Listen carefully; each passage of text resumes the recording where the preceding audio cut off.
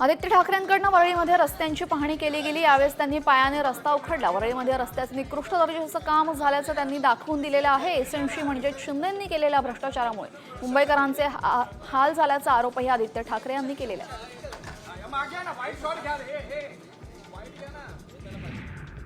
मनसेनं मुंबईमध्ये वॉर्ड ऑफिसरची गाडी अडवून जाब विचारलाय। कचरा गाड्यांच्या मेंटेनन्सबाबत मनसे आक्रमक झाली असून कचरा वाहतूक करणाऱ्या कामगाराचा अपघातात मृत्यू झालेला।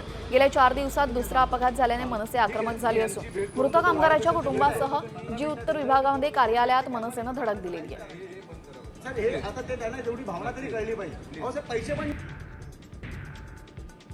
आता एटीएम वापरणाऱ्यांसाठी अत्यंत महत्त्वाची बातमी। 1 मे पासून आता एटीएम मधून पैसे काढणं महागणार आहे। तसंच बॅलन्स चेक करणंही महागणार आहे। ठरवून दिलेल्या लिमिटनंतर दुसऱ्या बँकेच्या एटीएम मधून पैसे काढल्यास आता 17 ऐवजी 19 रुपये चार्ज लागेल। तसेच बॅलन्स चेक करण्याचा चार्ज देखील 7 रुपयांवरून 9 रुपयांवर पोहोचलाय।